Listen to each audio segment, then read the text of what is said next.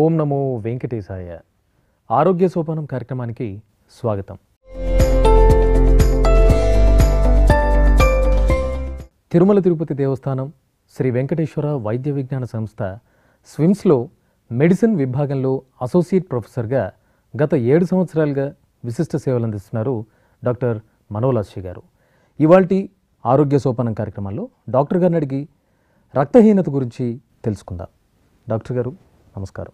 నమస్కారం మేడం, ముందుగా రక్తహీనత అంటే ఏంటి, దాని గురించి మాకు తెలియజేస్తారా? రక్తహీనత అంటే అనీమియా గురించి తెలుసుకునే ముందు మనం ముందుగా ఎటువంటి రక్త కణాలు ఉన్నాయి మన శరీరంలో అని తెలుసుకుందాం. మొదట ఆర్బీసీ అంటే రెడ్ బ్లడ్ సెల్స్ అనగా ఎర్ర రక్త కణాలు, వైట్ బ్లడ్ సెల్స్ డబ్ల్యూబీసీ అంటే తెల్ల రక్త కణాలు అండ్ ప్లేట్లెట్స్. ఈ మూడుటికి వేరే వేరే ఫంక్షన్స్ అనేది ఉంటుంది. మన శరీరంలో రెడ్ బ్లడ్ సెల్స్ అంటే ఎర్ర రక్త కణాల సంఖ్య తగ్గినప్పుడు దాన్ని అనీమియా అని అంటాం. మన హిమోగ్లోబిన్ లెవెల్ ఆడవాళ్లలో 12% కన్నా తగ్గితే, మగవాళ్లలో 14 g/dL కన్నా తగ్గితే అనీమియా అని చెప్తాము. ఇది ఎందుకు మనం తెలుసుకోవాలి, ఎందుకు అవగాహన ఉండాలి అనేది, మన ప్రపంచం మొత్తం తీసుకుంటే 40% కన్నా ఎక్కువ జనాభా సంఖ్య ఈ అనీమియాతో బాధపడుతూ ఉన్నారు. మన ఇండియాకి వస్తే దాదాపు 60% కన్నా ఎక్కువే ఆడవాళ్ళు ఈ జబ్బుతో బాధపడుతూ ఉంటారు.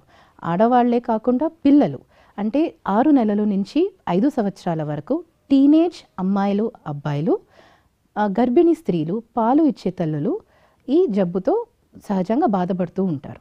మేడం, రక్తహీనతకు గల కారణాలేంటో మాకు వివరిస్తారా? రక్తహీనత అంటే అనీమియాకి ముఖ్యంగా 3 కారణాలు ఉంటాయి. అది మొదటిది మనం న్యూట్రిషన్ గురించి మాట్లాడుకుందాం. అంటే పౌష్టికాహారం అన్ని వయస్సుల్లో కూడా మనకి చాలా ముఖ్యంగా 6 నెలల నుంచి 5 సంవత్సరాలు టీనేజ్ అమ్మాయిలు, అబ్బాయిలు, గర్భిణీ స్త్రీలు అండ్ పాలు ఇచ్చే తల్లుల్లో చాలా చాలా ముఖ్యం. ఎందుకంటే ఆ ఏజ్ గ్రూప్లో అది ఆ అవసరం, ఆ న్యూట్రిషన్ అనేది పెరిగే వయసులో పెరుగుతుంది. ఈ 2 సందర్భాల్లో ఎక్కువగా ఉంటుంది. సో ఈ పౌష్టిక ఆహారం మనం తీసుకోకపోవడం వల్ల, సరిగ్గా అందకపోవడం వల్ల అనీమియా ఏర్పడుతుంది. అలాగే వెంటనే డెలివరీలు అవ్వడం, 2 సంవత్సరాల లోపలే మళ్ళీ గర్భమై డెలివరీ అవ్వడం, ఇది సామాన్యంగా అనీమియాకి దారితీస్తుంది. అలాగే డెలివరీ తర్వాత ఎక్కువగా రక్తం పోవడం, పోస్ట్ పార్టమ్ హెమరేజ్ అంటాము, ఎక్కువగా రక్తం వెళ్ళినప్పటికీ అనీమియా ఏర్పడుతుంది. మన దేశంలో హుక్వర్మ్ ఇన్ఫెస్టేషన్ అంటే పేగుల్లో పురుగులు, ఇది ఎక్కువగా మనం చూస్తాము. సో దానివల్ల అనీమియా ఏర్పడుతుంది. అలాగే మనకి blood loss, acute blood loss or chronic blood loss. Acute blood loss అంటే తక్కువ సమయంలో ఎక్కువగా రక్తం పోవడం. ఉదాహరణకి ట్రామా అంటే యాక్సిడెంట్, ఇట్లాంటి సమయాల్లో మనకి ఎక్కువ రక్తం పోవడం వల్ల రక్తం తగ్గుతుంది. సో వెంటనే అనీమియా ఏర్పడే అవకాశం ఉంటుంది. క్రానిక్ బ్లడ్ లాస్ అంటే కొద్దిగా ఎక్కువ కాలంలో రక్తం పోవడం శరీరంలో నుంచి, అంటే వాంతుల్లో రక్తం అవ్వడము, లేదా గల్లలో రక్తం పడడము, మోషన్లో రక్తం పోవడం, లేదా మోషన్ నల్లగా పోవడం అంటే మెలీనా అంటాము. అది పైల్స్ వల్ల రావడం, లేదా ఏనల్ ఫిషర్ అంటాం. సో దానివల్ల రావడం, వాంతులు అయ్యాయి, నెల అయ్యే మెన్స్ట్రువల్ సైకిల్స్లో ఎక్కువగా రక్తం పోతుంది. సో ఇటువంటి కంప్లైంట్స్తో వస్తారు. అలాగే మనకి అనీమియా సివియర్గా ఉన్నప్పుడు, చాలా రక్తం తగ్గిపోయినప్పుడు వాళ్ళకి పాల్పిటేషన్స్ అంటే వాళ్ళ గుండెదడ వాళ్ళకి ఎక్కువగా తెలుస్తుంది. సో కళ్ళు తిరగడం, బీపీ డౌన్ అయిపోయినప్పటికీ కళ్ళు తిరుగుతుంది. సో కళ్ళు తిరగడం, మూర్ఛ పడిపోవడం, సో ఇటువంటి కంప్లైంట్స్తో వస్తారు. మేము వాళ్ళని ఎగ్జామిన్ చేసినప్పుడు మొహం పేల్గా అయిపోవడం అంటే ప్యాలర్ అంటాము. సో మొహం, కళ్ళు, అరిచేతులు, నెయిల్స్, గోర్లు ఇవన్నీ రక్తం తగ్గినప్పుడు పేల్గా అవుతుంది. సో ప్యాలర్ అంటాము. సో అది కాకుండా కాళ్ళ వాపులు ఉన్నప్పటికీ కాళ్ళవాపులు కనిపిస్తుంది, మొహం వాపు, కళ్ళు చుట్టూ వాపు.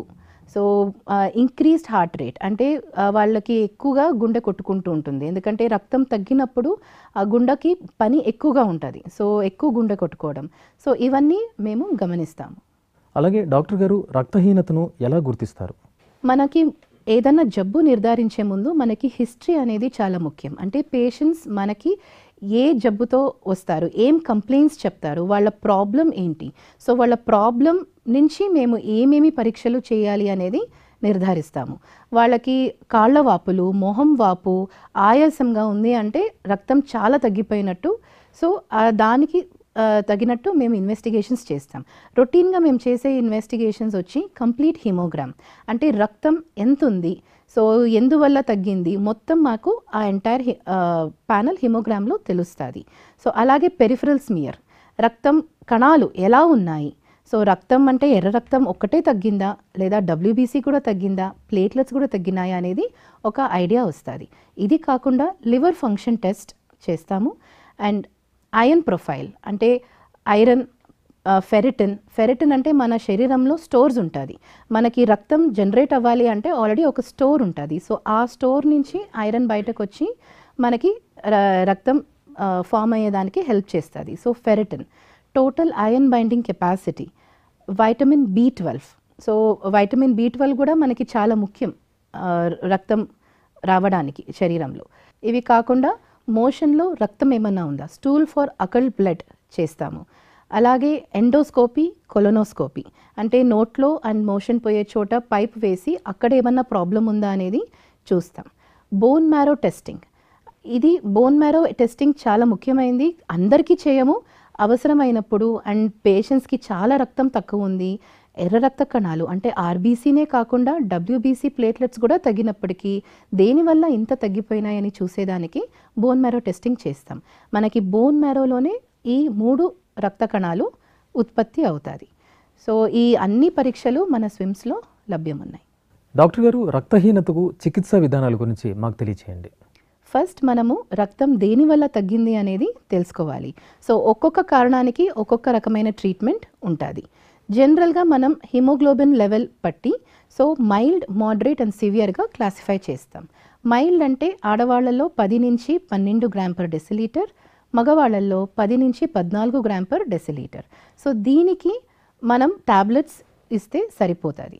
సో ఆ టాబ్లెట్స్ కొందరికి గ్యాస్ట్రైటిస్ వస్తుంది, కొందరికి వాంతులు అవుతాయి, కొందరికి మోషన్స్ అంటే కాన్స్టిపేషన్, మోషన్ ఫ్రీగా రాదు అని కంప్లైంట్ చేస్తారు. చాలామంది మోషన్ నల్లగా అవుతుంది అని కంప్లైంట్ చేస్తారు. కానీ ఇవన్నీ చిన్న చిన్న సైడ్ ఎఫెక్ట్స్. ఈ టాబ్లెట్స్ తీసుకోకపోతే అది ఇంకా ఎక్కువగా అయ్యే ప్రమాదం ఉంది. ఈ గ్యాస్ట్రైటిస్ అవాయిడ్ చేయడానికి మనం టాబ్లెట్ తినక ముందు కాకుండా తిన్న 1.5 గంట తర్వాత తీసుకుంటే మంచిది. ఐడియల్గా మనం తినక ముందే తీసుకోవాలి. కానీ గ్యాస్ట్రైటిస్ ఉన్న వాళ్ళకి ఎక్కువగా సివియర్గా ఉంది, అస్సలు తినలేకపోతున్నారు అని కంప్లైంట్స్తో ఉండే వాళ్ళకి అది ఈ టాబ్లెట్, ఐరన్ టాబ్లెట్ అనేది 1.5 గంట తర్వాత తీసుకుంటే సరిపోతుంది. అలాగే కాన్స్టిపేషన్, ఇది అవాయిడ్ చేయడానికి ఎక్కువ కూరగాయలు, హై ఫైబర్ డయట్ మనం తీసుకుంటే అది కాన్స్టిపేషన్ రిలీవ్ అవుతుంది. అండ్ ఐరన్ టాబ్లెట్ వల్లనే మోషన్ నల్లగా పోతుంది. సో దాని గురించి కంగారు పడాల్సిన అవసరం లేదు.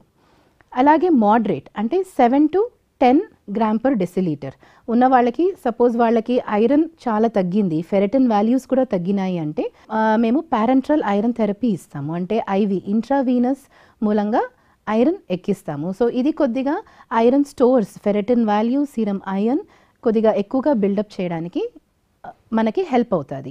అలాగే 7, 6 అంటే 7 కన్నా తగ్గిన హిమోగ్లోబిన్ వాల్యూస్ ఉన్నప్పటికీ వాళ్ళకి కాళ్ళ వాపులు, ఆయాసం ఇలా కంప్లైంట్స్తో వచ్చిన వాళ్ళకి రక్తం ఎక్కించాలి అని అడ్వైస్ చేస్తాము.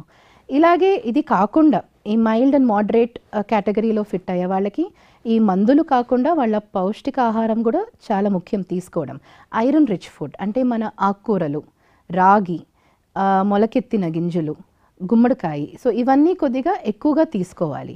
సో ఈ ఆకుకూరలో మనకి నాన్ హీమ్ ఐరన్ అని ఉంటుంది, అంటే మన శరీరంలో చాలా ఈజీగా అబ్జార్బ్ అవ్వదు.